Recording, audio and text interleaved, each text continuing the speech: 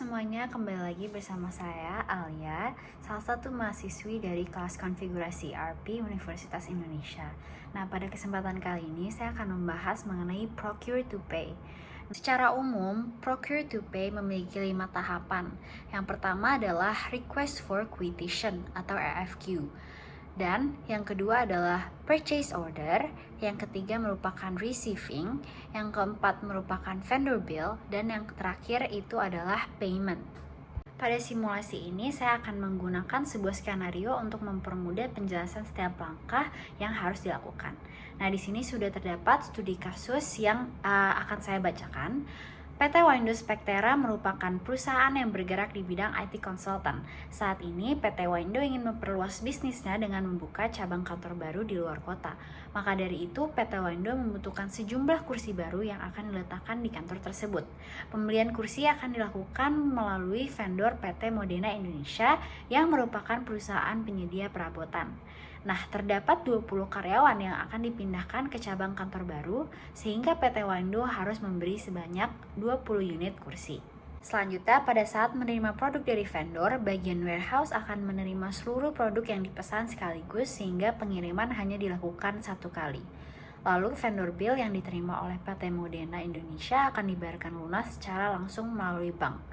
Pada skenario ini, kita akan memiliki 3 akun untuk 3 bagian yang berbeda, yaitu Natasha sebagai akuntan dari bagian finance dan accounting, lalu Ali sebagai staff dari bagian purchasing, dan Zahra sebagai staff dari bagian warehouse. Jadi sebelum memulai simulasi, kita itu harus menyiapkan 3 akun user yang berbeda. Pertama, akuntan dari bagian finance dan accounting, lalu juga ada staff dari bagian purchasing, dan yang ketiga itu adalah staff dari bagian warehouse. Untuk langkah pembuatan user baru secara detail dapat melihat artikel Medium atau video sebelumnya yang pernah saya buat. Namun hal penting yang harus diperhatikan adalah field administrator dari setiap user yang harus diatur. Field tersebut akan berbeda pada setiap user karena kita menjadikannya administrator sesuai peran yang dimiliki. Nah, jadi selanjutnya saya akan menjelaskan bagaimana pengaturan setiap akun sesuai simulasi yang akan saya jelaskan. Oke, pertama-tama kita harus ke settings, lalu pencet ke user and companies, dan klik user. Nah, di sini sudah ada 3 user berbeda dari setiap bidang. Yang pertama ada Ali dari purchase, lalu ada Natasha sebagai akuntan, dan Zahra dari warehouse. Di sini Ali sebagai purchase, kita field administrator-nya di purchase, pada bagian purchase. Nah untuk akuntan Natasha, kita kasih akses administrator-nya di bidang invoicing. Lalu yang ketiga Zahra sebagai warehouse, ini kita pilih field yang inventory. Oke, jadi karena kita sudah berhasil menyiapkan setiap user yang dibutuhkan untuk simulasi ini, kita dapat memulai procure to pay-nya. Nah, untuk mempermudah simulasi kita dapat membuka Odoo melalui beberapa browser yang berbeda dan login dengan ketiga user yang sudah disiapkan sebelumnya. Oke, untuk selanjutnya kita akan mencoba untuk membuat RFQ atau Request for Quotation pada modul Purchase. Nah, pembuatan RFQ ini akan dilakukan oleh bagian Purchasing melalui akun Ali Purchase, sehingga jangan lupa untuk mengubah akun terlebih dahulu. Selanjutnya kita akan pergi ke halaman Purchase yang ada di kiri sini. Nah, ini kita klik Purchase, lalu ini merupakan tampilan dari halaman Purchase.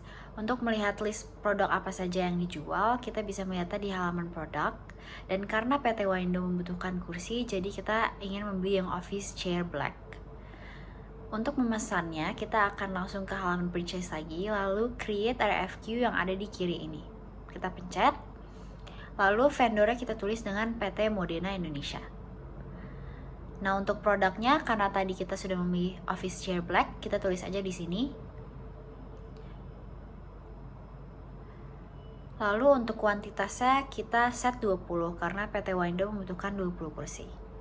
Untuk unit price-nya kita set 250.000.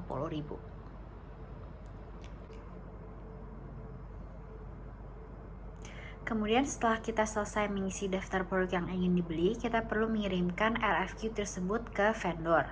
Untuk melakukannya, kita bisa klik button send by email, kemudian akan muncul pop-up Windows seperti berikut ini. Nah, sesuai body email, kemudian klik send dan RFQ akan berhasil dibuat dengan kode PO0020. Dapat terlihat juga di atas kanan ini bahwa status RFQ adalah RFQ send yang menandakan bahwa RFQ telah dikirim ke vendor. Bisa dilihat juga di bawah sini, di log namanya. Nah, ini menandakan bahwa RFQ telah dikirim. Setelah membuat RFQ, kita akan melakukan konfirmasi order. Proses konfirmasi order ini akan menghasilkan purchase order atau PO, serta akan diurus oleh bagian purchasing melalui akun Ali Purchase. Untuk membuat purchase order, pada halaman RFQ di bagian atas kiri sini, klik confirm order. Kemudian tampilan layar akan menjadi tampilan purchase order seperti berikut ini. Dan kita bisa lihat juga di log ini bahwa purchase order telah berhasil dibuat. Selanjutnya pada tahap ketiga, yaitu tahap receiving, di mana kita menerima produk dengan asumsi bahwa semua produk yang dipesan pada purchase order telah selesai dipenuhi oleh vendor. Seluruh produk yang dipesan dari vendor dikirimkan ke gudang dan diterima dalam satu pengiriman saja. Tahap receiving ini akan diurus oleh bagian warehouse melalui akun Zahra Warehouse. Makanya jangan lupa untuk mengganti akun menjadi akun warehouse kalian. Selanjutnya kita akan pergi ke halaman inventory melalui menu. Nah, berikut ini merupakan tampilan dari halaman inventory. Di sini ada 3 opsi yang dapat kita pilih, tapi kita akan memencet yang receipt. Nah, ini dia merupakan daftar dokumen yang ditampilkan pada inventory. Kita di sini akan memilih dokumen dengan nomor purchase order yang sama dengan yang telah kita buat sebelumnya pada kolom source document, yaitu PO0020. Untuk memastikannya, kita bisa kembali lagi ke halaman yang tadi. Ini kita cek. Nah, ini nomor purchase ordernya udah benar, PO0020. Lalu kita klik. Nah, apabila dokumen inventory sudah terbuka, kita dapat melihat seluruh produk yang telah dipesan. Ini tadi kita memesan office chair black dengan kuantitas 20. Lalu kita melakukan konfirmasi barang yang telah dikirim oleh vendor. Pada kolom done, isi sesuai jumlah produk yang telah dikirimkan atau kolom reserved. Hal tersebut karena pada skenario ini seluruh produk akan diterima pada 1 kali pengiriman. Lalu untuk mengonfirmasi bahwa pengiriman sudah selesai, kita dapat klik tombol validate di atas kiri sini. Dan status dokumen inventory akan berubah menjadi done, yang berarti bahwa seluruh produk telah berhasil diterima dan sudah terkonfirmasi. Untuk langkah yang keempat, yaitu adalah vendor bill. Pada langkah ini kita akan membuat vendor bill terhadap purchase order dan memvalidasi bill tersebut. Pembuatan vendor bill ini akan diurusi oleh bagian purchasing melalui Ali Purchase. Oleh karena itu, jangan lupa untuk mengganti akun kalian menjadi akun purchase. Saat kalian sudah berada di akun Ali Purchase, kita bisa merefresh halaman ini.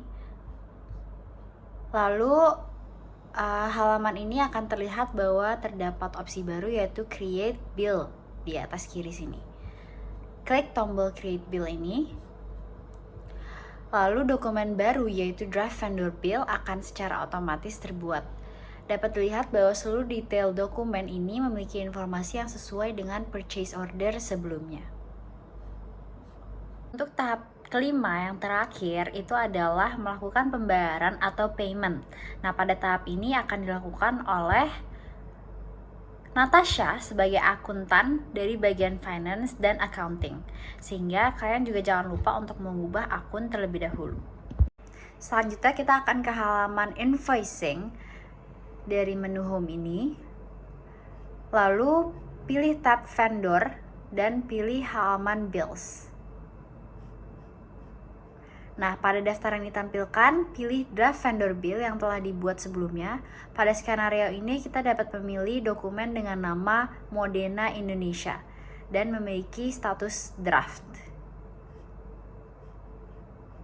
Nah, dokumen draft tersebut akan terbuka dan kita dapat melihat bahwa seluruh informasi yang dimiliki dokumen sudah sesuai dengan draft yang telah dibuat sebelumnya. Di sini kita bisa lengkapi field bill date sesuai dengan tanggal hari ini. Lalu kita klik confirm untuk melakukan konfirmasi dokumen tersebut. Selanjutnya untuk melakukan pembayaran, pilih dan klik button register payment pada bagian atas kiri. Nah, selanjutnya akan muncul tampilan pop-up Windows. Dan karena asumsi bill dibayarkan lunas pada pembayaran pertama melalui bank, jadi kita di sini tulis jurnalnya itu bank. Lalu payment methodnya itu manual. Nah, ini kita bisa cek lagi semuanya apakah sudah benar.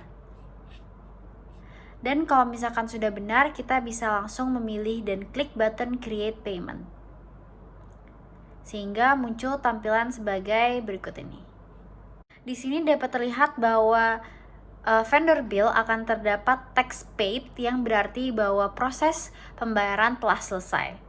Kita juga bisa lihat di log di bawah ini kalau misalkan vendor bill-nya itu sudah terbayarkan.